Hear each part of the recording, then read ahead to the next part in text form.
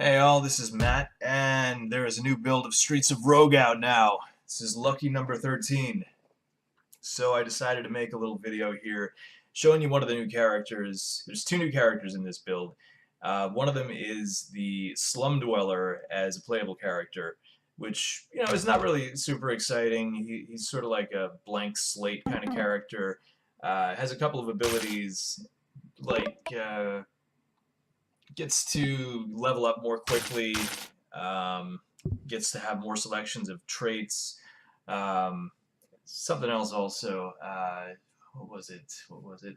Um, oh yeah, every couple of levels actually gets a random stat point bonus. So it might be like strength, might be speed, whatever. So yeah, nothing super exciting, but this is something that actually a bunch of people had asked for, like to have the Slum Dweller or some kind of character as just a little bit of a blank slate and doesn't have anything really, you know, particularly unique about them, and the player can just kind of make their choices as they go along. The other character that I have that's new is kind of interesting actually. This is the Investment Banker, and so the deal with the Investment Banker is that they have a lot of money and are also a serious drug addict. As in, if you go for 60 seconds without taking some kind of drug, it can be any kind of drug, by the way, because they're addicted to all kinds of drugs, uh, they will suffer withdrawal symptoms. That being, in this game, they lose like 1 health every couple of seconds until you're down to like 5 health. It doesn't go any lower than that right now. This character is not super balanced, and this playthrough that you're seeing right here is actually the very first time that I've tried to do a playthrough with this, because I just kind of finished up what I was doing with it yesterday, and this is one of the most violent playthroughs that I have ever done within this game. The reason being that my drug of choice ended up being steroids, and I got a hold of a couple of bracelets of strength just randomly, which was really coincidental. I got two of them, and plus a bunch of steroids.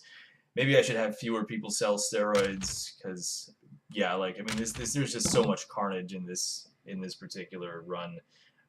Was not expecting that. I had a bit of an easier time than I was expecting. Um, yeah, so it's kind of an interesting character to play as.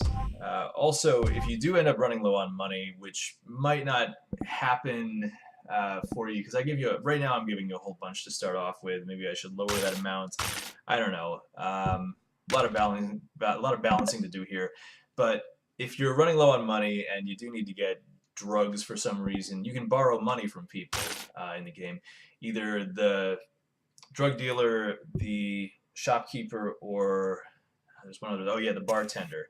And you can borrow money from any of them, and if you don't pay it back to any of those character classes within 2 floors, assassins will come after you.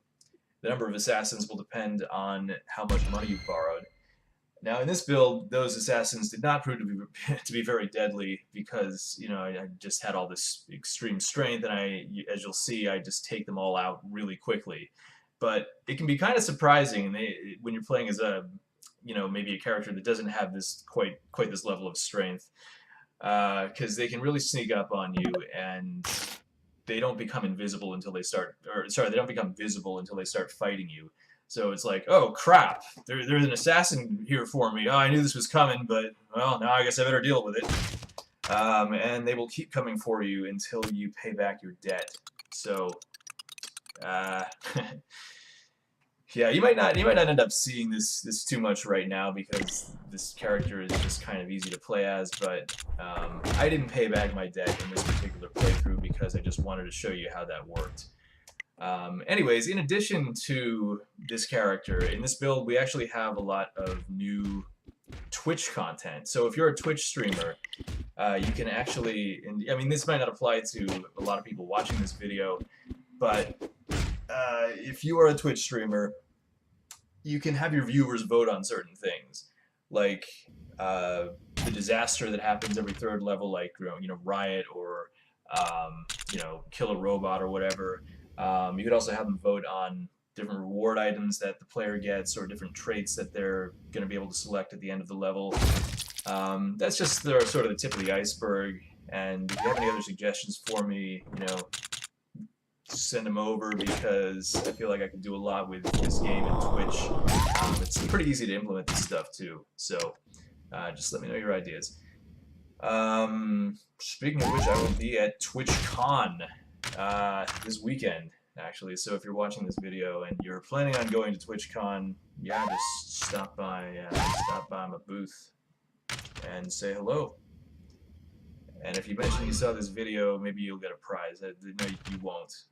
You won't. I'm just no. I don't have anything for you. In fact, you should probably bring me water or something, actually, because I'll probably, I get tired talking to everybody. No, that's okay. You don't have to do that. Yeah, anyways, I think I'm maybe rambling a little bit here. So, yeah, that's about it from me, and this video is like another 15 minutes or so. So just enjoy, and I will see you next build. Oh, one other thing to mention. So, the next build that's coming out, I actually, when I get back from TwitchCon, I will be starting on a big new feature that has been highly requested. I'm not going to say exactly what it is, but I think you'll be pretty happy with it. And it might take me a little bit, so I don't know when I'm going to get the next build out, but it's not going to have quite as much stuff as this build, is my imagining, because I will be spending the bulk of my time working on this big new feature. So, just stay tuned, and yeah. Okay, well, bye.